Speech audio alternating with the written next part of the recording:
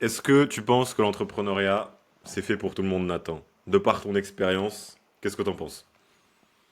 Ben, en fait, moi de base, je pensais que non. Genre vraiment, c'était un no way. Genre en mode, pour moi, il y a vraiment des gens, ils ne peuvent pas être entrepreneurs. Mais en Ok. fait, en accompagnant des gens sur Spark, des gars chez qui moi je voyais pas forcément le profil entrepreneurial de base, en leur donnant les bonnes ressources, tu vois, en étant vraiment pro et en les accompagnant tu vois, de A à Z, ils ont développé cette fibre et ils ont développé cette petite, tu vois, addiction que toi ou moi pouvons avoir. Et donc maintenant, en fait, mon discours a un peu changé vis-à-vis de ça. Et j'ai tendance à dire un oui, mais un oui avec une certaine mesure, quoi. Dans le sens où je pense que tout le monde a des prédispositions, comme dans tout. T'en as qui sont très bons en dessin. Moi, j'ai jamais su dessiner autre chose qu'un lapin de dos. Mais c'est vrai. Mais pour autant, voilà, moi je pense qu'il y a de la nuance. Et je pense que, ouais, grosso modo, tout le monde peut être bon en entrepreneuriat si jamais tu fais les choses dans le bon ordre, quoi. Toi, t'en penses quoi? Ouais, je suis un peu comme toi. Pendant un moment, j'ai commencé en me disant tout le monde peut devenir entrepreneur. Après, tu vas dans l'entrepreneuriat, tu te dis putain, c'est difficile ce truc en fait. Et donc tu te dis Mhm. bah moi j'arrive à avoir des résultats, pas tout le monde pourrait faire la même chose. Mais avec le temps, tu te rends compte que, en tout cas selon moi, tout le monde peut aller dans l'entrepreneuriat. C'est juste que ça va être une forme qui est différente. Déjà, en vrai, ça vaudrait le coup de définir ce que c'est que l'entrepreneuriat, parce que je pense que tout le monde a une définition différente de ce que ça peut être. Et c'est là où pour moi tout le monde peut entreprendre, c'est que ça peut prendre des formes tellement, tellement différentes. Mais là où ça Mhm. devient difficile, c'est que ce que la plupart des gens poussent aujourd'hui sur Internet, c'est ma formation, mon business model, ma façon de faire. C'est cette approche-là qui va te permettre de faire 10 000 € par mois en 3 heures sans expérience. L'entrepreneuriat, ça marche pas comme ça. Il y a beaucoup de gens qui se brûlent dans leur motivation entrepreneuriale à se casser la tête sur un modèle, selon moi, qui est pas le bon pour eux, alors qu'en fait, ils pourraient être de très bons entrepreneurs juste sur un autre business model ou sur une autre façon d'entreprendre, et ils vont arriver à la conclusion que l'entrepreneuriat, c'est peut-être pas fait pour eux, parce que ce qu'on leur dit, ce qu'on leur donne comme message, c'est juste une partie de l'entrepreneuriat. Et pour moi, c'est un vrai biais d'information. C'est juste qu'en fait, tu sais pas ce que pourrait être une autre forme de l'entrepreneuriat qui te convient. Je sais pas si toi, de ton côté, tu as réussi directement à trouver, à te dire putain, c'est ça que j'aime faire. Ou est-ce que tu as testé différentes choses avant d'arriver plus ou moins à ce qui te convient aujourd'hui? Bah, en fait, quand je regarde, moi, j'ai toujours fait du service parce que je pense qu'un produit, bah, déjà, ça demande beaucoup de moyens quand tu démarres. Franchement, enfin, tu vois, il y a plein de maintenant de formations e-commerce, dropshipping, ce que tu veux. Mais grosso modo, ça demande quand même autre chose que du temps. Alors que le service, c'est pour ça, pour moi, que c'est le plus facile parce qu'en fait, tu démarres et en fait, bah, techniquement, si tu sais parler, tu peux proposer quelque chose. C'est vraiment le truc de monétiser une compétence, quoi, sans devoir avoir un produit physique. Donc moi je pense que le service, j'ai toujours fait ça. Donc pour le coup, j'ai pas vraiment d'expérience avec un produit physique. Mais je pense qu'en fait le service c'est une bonne porte d'entrée. C'est une bonne porte d'entrée parce qu'à part du temps, ça va rien te coûter. Du temps, oui, du temps pour te former et du temps pour délivrer. Mais grosso modo, je pense que c'est une bonne manière de commencer. Je pense que toi aussi tu as commencé par du service, si je me trompe Ouais, pas. exactement. J'ai commencé par ça. C'est là où j'ai commencé à avoir mes premiers résultats. Avec l'expérience, on se rend compte que c'est souvent le business model le plus simple à lancer. C'est juste vendre son temps et son expertise euh, pour qu'une personne nous rémunère pour le problème qu'on va aller régler. Et souvent, c'est la façon la plus simple de réussir à identifier quelque chose qu'on peut faire. C'est tout bête, mais on a une compétence, justement, on reparle de dessiner, on peut apprendre des gens à dessiner, c'est de l'entrepreneuriat. Mhm. C'est tout bête, mais le mec, le jardinier qui vient s'occuper de ton jardin, c'est aussi un entrepreneur, c'est juste une autre compétence. Et Ouais, c'est c'est peut-être ça, pas même le le boulanger, business hein. model le mieux à scaler, ou en tout cas le plus simple à scaler, mais je pense que trop de personnes se perdent dans qu'est-ce que mon business va être dans 5 ans alors que t'as jamais réussi à faire 1000 balles. Alors déjà, Mhm. commence niveau 1, apprends les bases de l'entrepreneuriat, et après on s'embête à essayer de scaler, automatiser des choses. Mais dans tous les cas, le but quand tu commences, tu le sais aussi, et on le voit avec les gens qu'on accompagne, c'est juste de faire en sorte que les mecs commencent, et surtout soient dans l'environnement nécessaire pour avoir les apprentissages qui vont leur permettre de progresser dans l'entrepreneuriat. Clairement. Mais Et surtout dans le ouais, 0 à 1, je trouve que c'est là où vraiment c'est abuser les fautes qu'on peut faire, quoi. Quand je regarde, moi, au début, genre, j'ai vraiment mis 7 mois avant de toucher 1 euro, tu vois. Et ouais, donc, les gens aussi, mais parce que j'étais tout seul, quoi. Je me suis pas fait accompagner ni rien. J'ai décidé de faire le truc en hard mode. Mais c'est un peu le truc aussi où tu te dis, c'est des choix à faire. Et maintenant, bah, après, c'est pour un bien, mais beaucoup de gens veulent des résultats très très rapides. Après, quand j'ai mis 7 mois à faire 1 euro, je voulais aussi des résultats rapides, je les ai juste pas eu. Mais techniquement, tu vois, enfin, si j'avais pu signer et le faire en 1 mois, je l'aurais fait, tu vois. Mais du coup, je l'ai pas fait, ça a mis 7 mois. Et je trouve que ça a fort changé aussi maintenant où bah, les promesses, que ce soit d'accompagnement ou quoi, ça va être tu vas gagner 3000 euros en 3 mois, en 3 mois l'accompagnement va être remboursé. Enfin, tu vois, plein de trucs comme ça et plein de promesses Ouais. de vente qui, je trouve, dévalorisent deux choses. Déjà, le taf d'entrepreneur et ensuite, surtout, la fierté que tu peux en avoir, quoi. Parce que quand j'ai signé mon premier contrat, mec, c'était Disneyland dans ma tête, quoi. Tu vois, genre, j'étais vraiment trop, trop content. Toi, t'as mis aussi beaucoup de temps ou c'est venu assez Ouais. rapidement? Parce que J'ai mis mais, énormément de temps. Et ça, la plupart des mecs n'en parlent pas. Et c'est un gros problème d'essayer de rajouter une sorte de secret autour de l'entrepreneuriat. Moi, j'ai fait mes premières rentrées d'argent au bout de plusieurs mois, on va dire autour de 4 5 mois. Mais vraiment vivre de l'entrepreneuriat, ça m'a pris plus d'1 an. Euh, Mhm. et ça, c'est terrible parce que les mecs qui veulent te vendre quelque chose le plus simplement, ils vont juste te mettre des fausses promesses. Et selon moi, c'est la pire chose qu'on peut avoir quand on débute dans l'entrepreneuriat, c'est les mauvaises attentes. Dès qu'il y a une dissonance, quelque chose qui n'est pas corrélé entre la réalité de l'entrepreneuriat, la difficulté, le temps que ça va prendre pour avoir des résultats, et ce que nous, on a dans notre tête, on pense réussir à avoir des résultats rapidement, c'est là où dans l'exécution, on se rend compte que c'est difficile et on abandonne. Alors qu'en fait, il fallait juste continuer. Et Ouais. je pense qu'il y a un gros problème aujourd'hui, et c'est pour ça que je pense que la question est-ce que l'entrepreneuriat est fait pour tout le monde, elle vaut le coup d'être posée. C'est qu'il y a plein de gens aujourd'hui qui pensent que justement l'entrepreneuriat c'est le mode facile de faire de l'argent. Ouais, non. Je pense que c'est bien plus facile de faire 5 ans d'études et de te foutre dans un 9 to 5, tu vois, classique. Enfin, tu vois, si tu veux faire de l'argent, même, je sais pas si, enfin, en France c'est sûrement la même chose, mais un job étudiant en Belgique, t'es payé plus ou moins 14-15 euros de l'heure. Hmm. Tu vois, techniquement, pendant 7 mois, si j'avais été payé 15 euros de l'heure, au bout de, enfin, t'as un nombre d'heures étudiantes, bref, on s'en fout, mais ouais, j'aurais peut-être pu gagner 4-5 000 euros en 7 mois, où là, j'ai gagné zéro. Mais après, en fait, derrière, les compétences que j'ai acquises en 7 mois, et là où je Ouais. suis maintenant, ben, je regrette 1 milliard de fois pas, tu vois. Mais pour autant, c'est le truc où tu dis, résultat rapide, enfin, tu vois, la phrase bullshit, genre choix facile, vie difficile, je sais pas quoi, mes couilles. Je trouve que c'est Ouais. un peu, On voit c'est ce un genre de peu phrase, on les bullshit. connaît. Mais ouais, mais donc en vrai, pour le coup, là, c'est quand même un peu vrai. Mais toi, à ton sens, du coup, c'est quoi les vraies motivations si c'est pas l'argent facile, si c'est pas même l'argent globalement? C'est quoi pour toi les vraies motivations qu'un gars doit avoir avant de se lancer? Moi je pense Parce que aussi, que il y a ce truc de vouloir être son propre patron. ouais. Ça, c'est aussi un peu la phrase de tous les, tous les déscolarisés qui sont en mode non, non, mais moi je travaille pour personne. Calme-toi, tu vois. Tu travailles toujours pour quelqu'un parce que tes clients, tu travailles pour eux au final, tu vois. Ouais, les vrais mecs de l'entrepreneuriat, ils se rendent compte que cette phrase elle est débile parce que t'as plus de pression et plus de choses à gérer et parfois même moins de liberté. Surtout quand tu débutes, quand tu dois tout faire tout seul, que quand tu as un patron. Donc cette phrase, elle n'a pas trop de sens. Au niveau des motivations, c'est une question qui est pas simple. Je pense qu'il n'y a pas de bonne ou de mauvaise motivation. C'est une motivation qui est ok, je trouve. Non, c'est une phrase de merde, c'est vrai, hein, mais je pense que Non, c'est non, mais ça vraiment me le fait cas. penser juste à Mission Cléopâtre, tu vois. Je pense pas qu'il y ait de bonnes ou de mauvaises situations. Exactement. Euh, mais par exemple, l'argent, pour moi, c'est une motivation qui marche aussi très bien. Il faut juste être au clair sur ce qu'on va réellement chercher. De par mon expérience, on commence l'entrepreneuriat pour des motivations qui sont pas les mêmes que celles qu'on va développer et qui vont être la raison pour laquelle on va continuer dans l'entrepreneuriat. Au début, tu commences très souvent pour l'argent, la liberté, et en général, tu continues pour autre chose. Mais moi, j'inviterais tout le monde à juste se poser la question de juste pourquoi je veux aller dans l'entrepreneuriat, mais vraiment creuser ses raisons. Pas qu'il faut que ce soit une idée altruiste ou je ne sais quoi, il faut juste que pour moi ce soit clair. Parce que s'il n'y a pas de clarté sur les motivations, en fait, quand on va se lancer dans cet entrepreneuriat dans la difficulté, ça va être compliqué de réussir à tenir dans ces moments qui sont galères. Et donc au niveau des Ouais. motivations, honnêtement, je pense qu'on peut le voir, hein, même ça a pu être le cas pour nous, ça a été pour moi donc dans le passé et dans la plupart des mecs qu'on a pu accompagner. En général, c'est l'argent. C'est argent ou liberté financière du temps, presque tout le temps en fait. C'est pas un problème. Il faut juste être OK là-dessus. Et il faut se rendre compte surtout que si on recherche seulement ça sur le très long terme, on va jamais réussir à trouver ce qu'on recherche.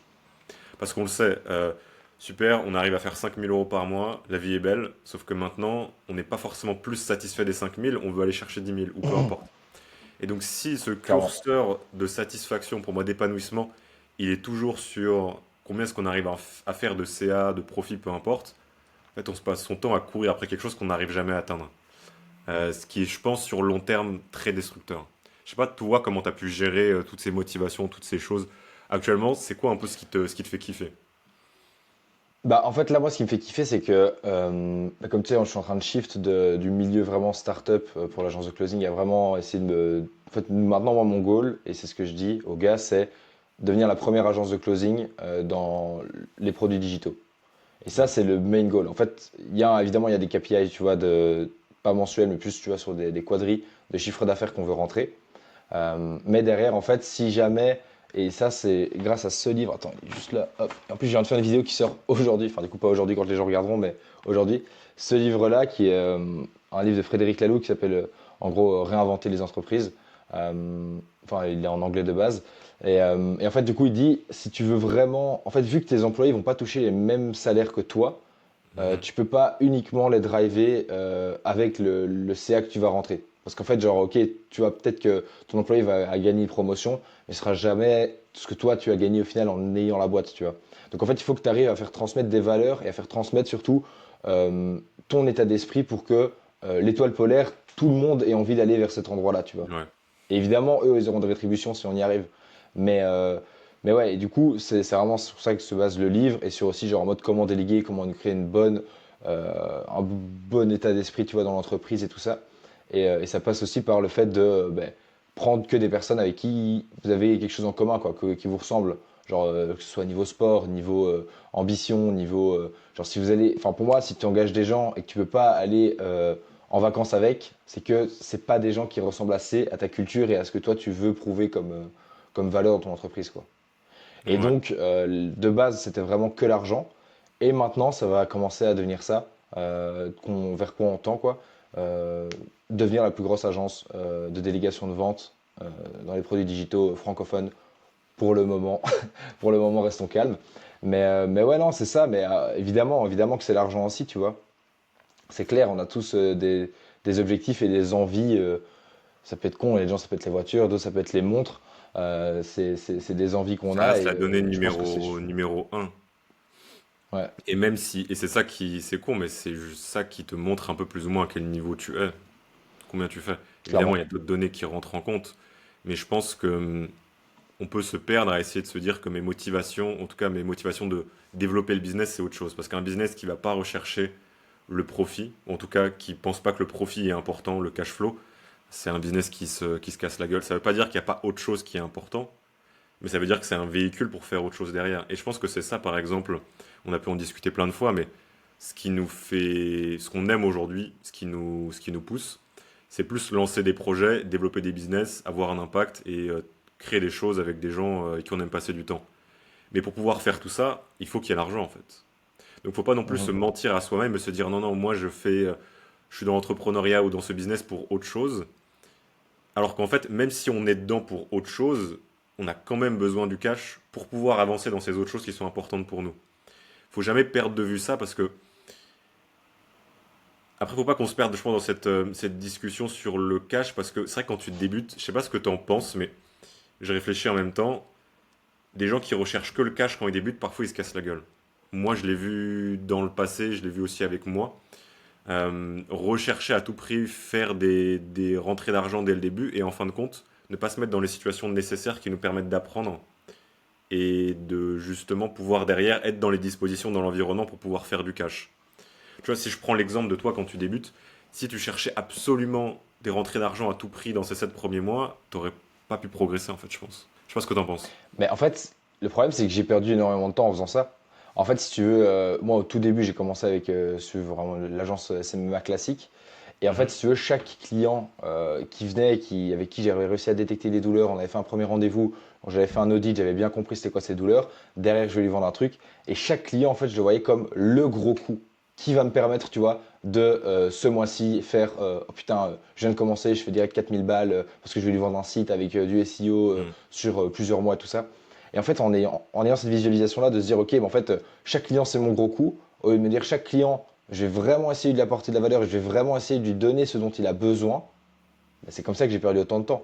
Et en fait, à partir du moment où j'ai compris ça, derrière, j'ai appliqué du coup ce que j'avais compris. Et c'est à ce moment-là où j'ai pu commencer à, ok, je vais vous faire votre site gratos. Enfin, je vais vous faire du SEO gratos pendant genre 6 mois. Si, et vous me rémunérez au pourcentage par rapport à la quantité de deals que je vous ramène et avec le ranking et ce ranking, ceux qui font un peu du SEO verront. Mais du coup, tu vois, c'est le genre de truc où si j'avais directement mis les focus aux bons endroits, c'est-à-dire apporter de la valeur à mes clients et ne pas essayer de survendre mon produit, Ouais. j'aurais gagné beaucoup plus de temps que ce que j'ai vraiment pris, quoi. Donc ouais, moi c'est ce que je dirais aux gens, c'est faut faire juste gaffe à pas non plus. euh, En fait, les gens sont pas cons. Et encore moins ceux avec qui vous allez commencer si vous faites du B2B, encore moins parce que c'est des gars qui sont là depuis plus longtemps que vous. Ils ont plus de bagages. Et donc, un petit con de 17-18 ans qui va essayer de lui vendre un site internet beaucoup trop cher, ils vont le sentir, tu vois. Ouais. Donc ouais, moi je dirais de ne pas se focus sur le cash au début, mais vraiment se focus sur apporter de la valeur avec les gens. Et en fait, à partir du moment où tu commences à apporter de la valeur aux gens et que tu n'es pas que focus sur l'argent, derrière, ça te crée des relations où en fait, il va te conseiller un autre client. Et puis ce client-là va te conseiller un autre. Et puis après, tu réfléchis, tu fais attends, mais en fait, ça me rapporte beaucoup plus d'argent de apporter de la valeur à mes clients que eux me conseillent à d'autres plutôt que de me faire chier à faire 60 heures de cold call par semaine. Et donc tu réfléchis autrement, tu mets une campagne de référal et après tu as tes leads qui arrivent de manière organique, tu vois. Ouais, quand tu te rends compte que garder un client, c'est 10 fois plus simple que d'en avoir un nouveau, en général, ça change pas mal ton approche sur l'acquisition. J'ai fait une vidéo Et entière sur augmenter la lifetime value et tout. allez, Et carrément, tu genre peux ta vraiment, c'est chaîne un truc. YouTube. Non, mais mec, mais en vrai, ça, c'est vraiment un truc où je me suis dit, genre, si vraiment je devais vendre une des vidéos de ma chaîne, parce qu'en vrai, les autres, enfin, elles sont très bien aussi, mais c'est un peu dans le truc où tu te dis, allez, les infos sont soit dans des livres, soit dans des. Enfin, tu vois, c'est dans des livres ou dans des séminaires ou dans des vidéos ou dans des formations que j'ai pu lire, faire ou des trucs que j'ai pu apprendre. Mais là, tu vois, la vidéo où j'explique comment augmenter la LTV de ses clients, c'est vraiment basé que sur mon expérience et que sur les techniques que j'ai appliquées et qui m'ont vraiment permis, tu vois, de gagner beaucoup plus d'argent, quoi. C'est ça le vrai apprentissage. Et ça d'ailleurs, bon, c'est pas le sujet du podcast, mais c'est un problème aussi qui existe, c'est des gens qui sont juste là pour régurgiter des conseils qu'ils ont entendus autre part, mais qui ont aucune connaissance du terrain. Je pense que la vraie connaissance vient d'un mix des deux en fait. Il faut à la fois qu'on apprenne nous-mêmes en faisant, et on arrive encore mieux à apprendre si on a déjà une sorte de framework, une façon de penser qui vient de personnes qui ont déjà fait ça dans le passé. Mais c'est ce mix des deux qui donne des vrais bons conseils. Mais bon, on va pas se perdre là-dedans, ce serait le sujet pour une autre discussion.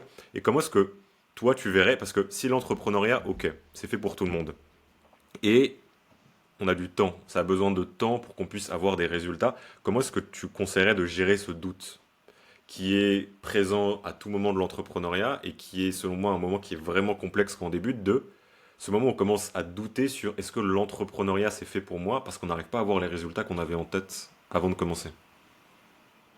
Pour moi, tu as deux choix un peu qui s'offrent à toi. C'est soit tu vas vers le truc de trouver quelqu'un qui, dans ton entourage, sur Internet ou quoi, qui a déjà fait ce que tu veux faire, lui parler. Si ça se trouve, peut-être devoir le payer pour qu'il t'apprenne des trucs et avancer plus vite. Et au moins, tu es sûr de pouvoir relever des doutes et avoir plus ou moins, tu vois, un phare vers où aller. Hmm. Ou alors, c'était en pleine mer et tu pagayes jusqu'à trouver un bout de terre. Et là, tu essayes, de pagayer plus vite pour atteindre le bout de terre le plus rapidement possible, quoi. C'est un peu les deux seuls choix que tu as, à mon sens. Dis-moi si tu en vois un troisième. Mais En fait, je pense que déjà il faut partir du postulat, selon moi, que le doute il est inhérent. Il est inhérent à l'entrepreneuriat, peu importe le niveau dans lequel tu es. Que tu fasses 100 euros par mois ou 100 000 euros par mois, les doutes seront toujours là. C'est juste, ce sera des doutes sur d'autres problèmes, d'autres questionnements, d'autres contraintes. Donc je pense qu'il faut déjà partir de ce postulat de accepter le doute et pas le voir comme un problème. Parce que, selon moi, bon là je vais essayer de pas partir sur une tangente trop philosophique, mais le doute, ça nous montre que justement on fait des choses qu'on ne sait pas forcément faire. Et donc c'est une bonne chose, ça veut dire qu'on est en dehors de notre zone de confort et donc ça veut dire qu'on progresse. Je pense que le problème, ce serait s'il n'y avait pas de doute, même si on est accompagné par quelqu'un, il y a forcément du doute. C'est ouais, obligatoire, ça fait partie de l'équation. On peut avoir plus de doutes, moins de doutes. Évidemment, quand on travaille avec quelqu'un qui peut nous guider, nous aider, il y en a beaucoup moins. Mais je pense que dans tous les cas, il faut l'accepter. Et se dire, bah, c'est normal en fait. Ça veut dire que je suis en train d'apprendre quelque chose et donc de progresser. Donc moi, je dirais que ce serait l'étape 1. Et ensuite, d'essayer le plus possible de gagner en clarté sur comment est-ce que je vais essayer de dissiper ce doute. Est-ce que je vais faire des recherches? Est-ce que je vais essayer de me faire accompagner par quelqu'un? Est-ce que je vais essayer de m'entourer peut-être de personnes qui pourront me donner des conseils sur la situation dans laquelle je suis? Parce que parfois, le conseil qu'on a besoin d'entendre, on a besoin d'avoir un avis externe de quelqu'un qui n'a pas la tête dans le guidon comme nous. Ou peut-être est-ce que je vais juste essayer d'aller le plus possible dans l'action, de voir avoir des retours du terrain ou autre, ou de mélanger un petit peu tout ça. Je pense qu'il faut essayer à la fois de l'accepter, mais à la fois le plus possible de s'entourer de personnes qui vont faire en sorte qu'on ne sera pas tout seul dans notre doute.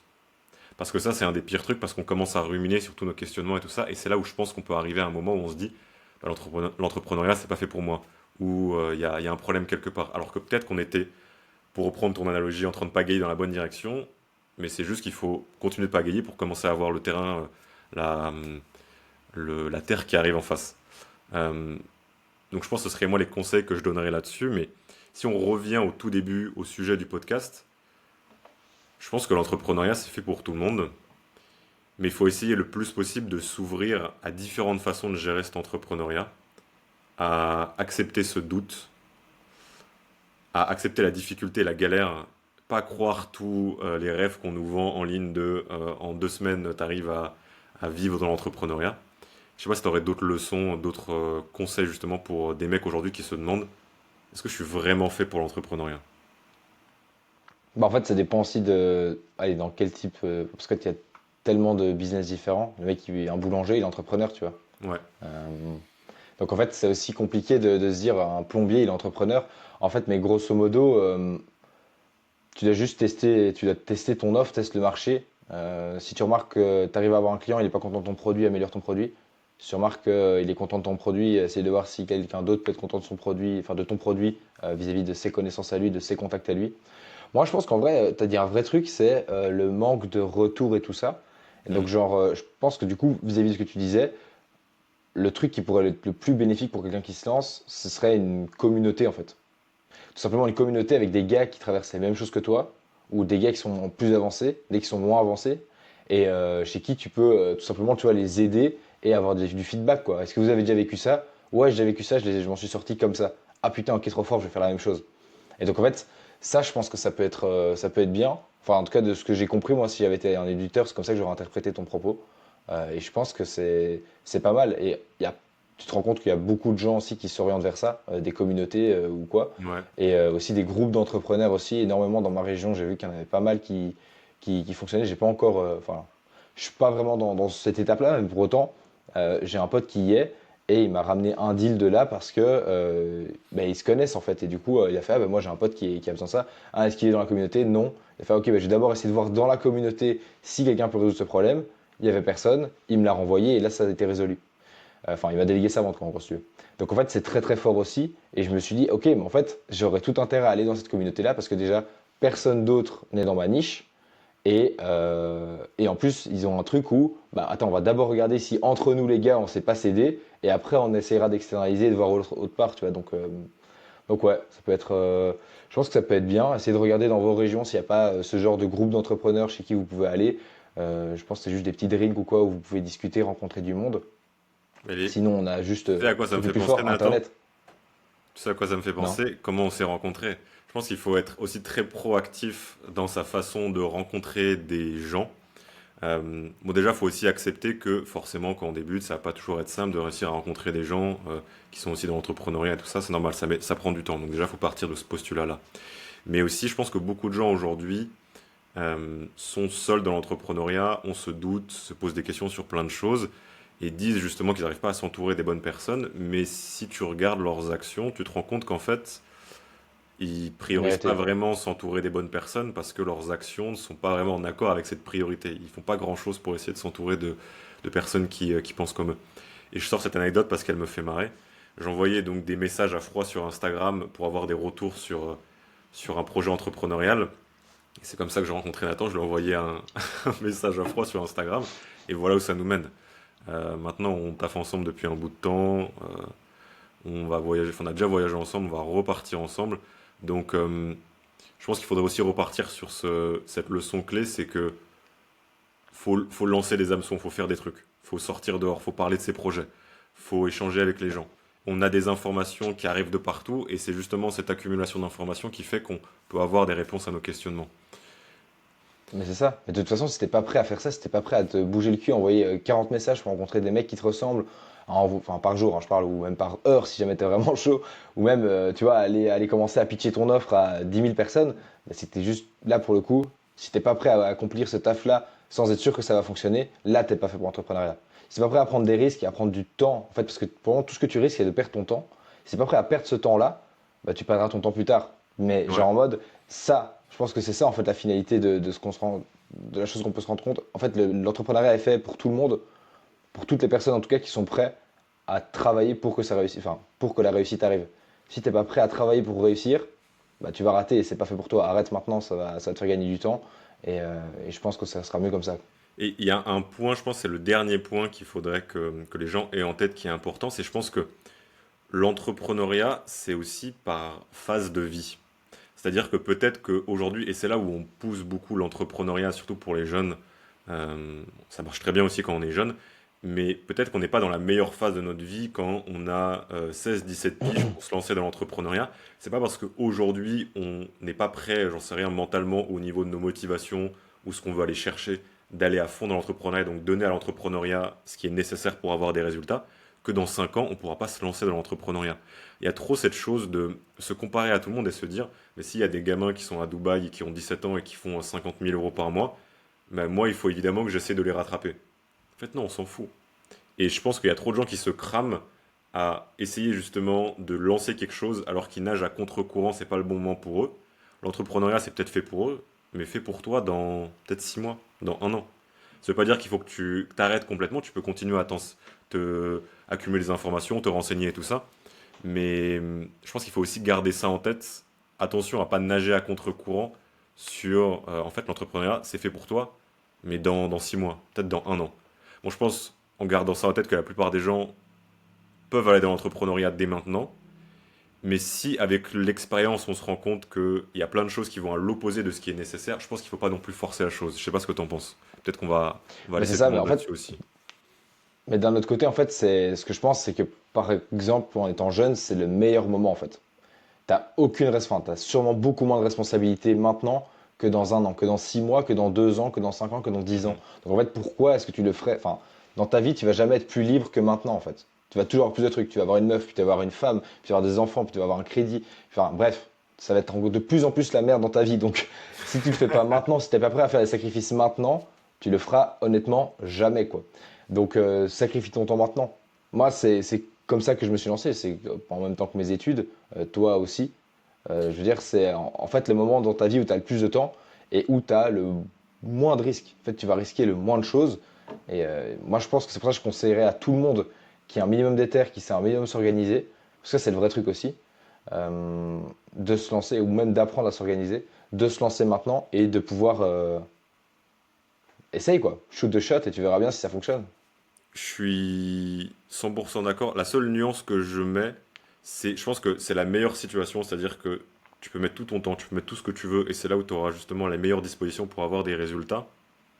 Mais je pense pas qu'il faut que l'intensité aille à l'encontre de la durée. Je pense qu'on Mhm. l'a vu dans plein de personnes qui se lancent dans l'entrepreneuriat, des mecs qui vont à fond dans l'entrepreneuriat sur 3 mois, ils se cassent la gueule et ils se disent bah c'est pas fait pour moi. Bah maintenant je repars dans mes études, c'est parti 9 to 5 dans le métro parisien, ma vie c'est de la merde.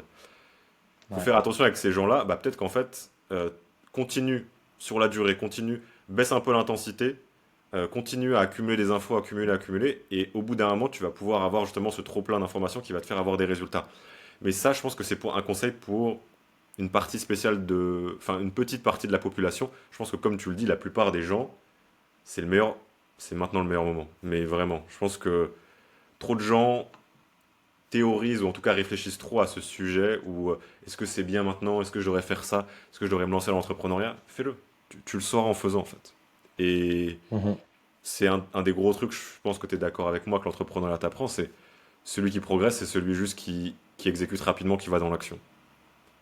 Et donc, plutôt C'est on peut clair. apprendre cette leçon en justement en faisant, en se lançant dans l'entrepreneuriat, en se laissant pas le choix, plus vite on va réussir à progresser et plus vite on aura une réponse à notre question de est-ce que l'entrepreneuriat c'est fait pour moi maintenant. Clairement. Super. Top. Magnifique. Je pense que c'est une bonne fin de podcast. Je pense que c'est une bonne fin. Je pense que c'est une bonne fin. Et ben, c'était un plaisir, les gars.